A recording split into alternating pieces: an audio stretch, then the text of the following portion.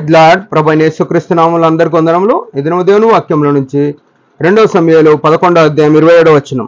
అంగలార్పు కాలం తీరిన తరువాత దావీదు దూతలను పంపి ఆమెను తన నగరికి తెచ్చుకొనగా ఆమె అతనికి భార్య అయి అతనికి ఒక కుమారుని కనెను.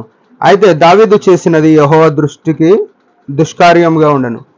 ప్రియమైన వారలారా, దావీదు జీవితంలో తను చేసిన పాపమును దేవుడు ఇక్కడ బయలుపరుస్తున్న వృత్తాంతం కనబడుతుంది.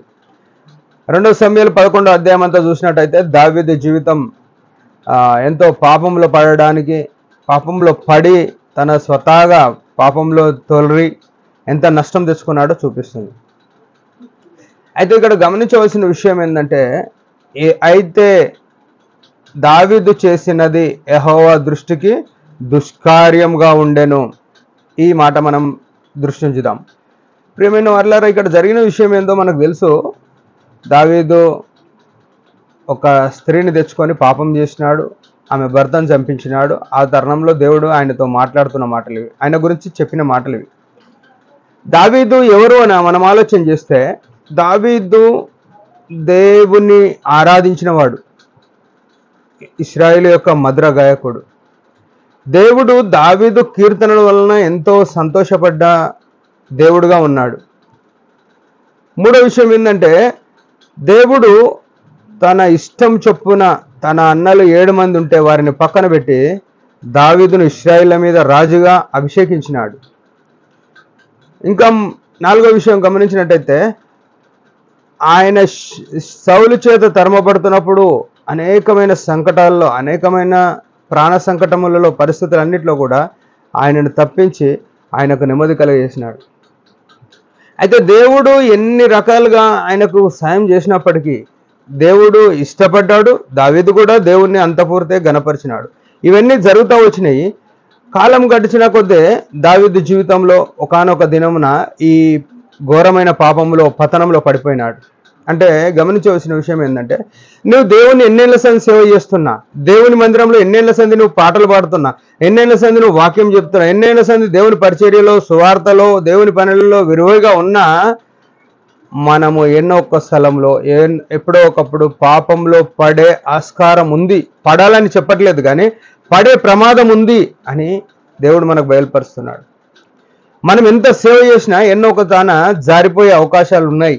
అయితే మన మట్టుకు మనం ఏం చేయాలంటే, తాను నిల్చున్నాను అని తల పడకుండా చూసుకోవాలని రాయబడిన మాట ప్రకారము మన జీవితాన్ని మనం కట్టుకుంటూ చాలా జాగ్రత్తగా ప్రతిదినం కూడా దేవునితో సరిచూసుకుంటూ నడవాలి. దావీదులాగా ఉన్నామా మనం ఏనన్నా అని ఆలోచన చేయాలి. అయితే దావీదు తన ఇంపైన సేవకుడు అయినప్పటికీ, ఇష్ట గాయకుడు అయినప్పటికీ తాను చేసింది దేవుడు తప్పన్నాడు. ఈ దేవుని యొక్క నైజం ఇది. పాపాన్ని ఆయన సహించలేడు. ఆయన పరిశుద్ధుడు, పరిశుద్ధుడు, పరిశుద్ధుడు. ఆయన పరిశుద్ధుడు కాబట్టి పాపాన్ని ఏమాత్రం సహించలేడు. ఆయన న్యాయవంతుడు కాబట్టి ఏం అన్యాయం చేసినా అసలు సహించుకోలేడు. ఆయన నీతిమంతుడు కాబట్టి ఏమి నీతి చేసినా ఆయన సహించుకోలేడు. ఆయన ఎంతో క్రమమైన జీవితం, సరి అయిన మార్గము, చక్కని మార్గములు ఆయనవి కాబట్టి అక్రమమైన మార్గంలో నడిస్తే ఆయన ఒప్పుకోలేడు. ఈయనే కొంతమంది ఏమైతే మన కులస్తుడు, మనోడు అనుకుంటే కొన్ని తప్పులు చేసినా కప్పేస్తారు, క్షమించేస్తారు. కానీ ఈ దేవుడు ఎవరు తప్పు చేసినా, తన వాళ్ళు మన వాళ్ళు కాదు, తనను స్తుతించిన వారు, ఆరాధించిన వారు కాదు, ఎవరు తప్పు చేసినా, ఎవరు పాపం చేసినా వారి పాపమును బహిర్గతం చేసే దేవుడు, వారి పాపానికి శిక్ష విధించే దేవుడు. ఆయన పరిశుద్ధుడు. ఈ గొప్ప దేవుని మనం కలిగి ఉన్నాం. దావీదు వలె మనం కూడా ఎక్కడైనా చిన్న చిన్న పొరపాట్లో పడే ఆస్కారం ఉంది కాబట్టి పడుతున్నామా సరి చేసుకుందాం. ఈ ఉదయకాలం దేవుని వాక్య వెలుగులో మనం సరి చేసుకుందాం.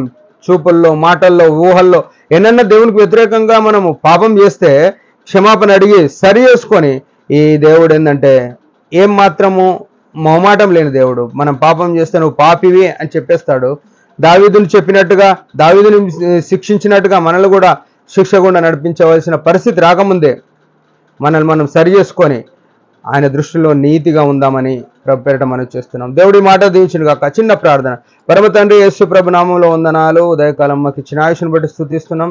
దావీదు జీవితంలో చిన్న తప్పు తన జీవితంలో ఎంతో గొప్ప నష్టము, ఎంతో తండ్రి వేదన తీసుకొని వచ్చింది. మేము అట్లా ఉండకుండా, మేము కూడా ఆ స్థితిలోకి వెళ్లకుండా మనల్ని సరి చేసుకొని నీవు ఎంత నీతిమంతుడవో నీ దృష్టికి నీతిగా మేము నడవగలటకు సహాయపడమని యేసుప్రభు నామంలో ప్రార్థిస్తున్నాం తండ్రి. ఆమెన్. మీరందరి పరిచర్య గురించి బాగా ప్రార్థన చేయండి. Praise the lord.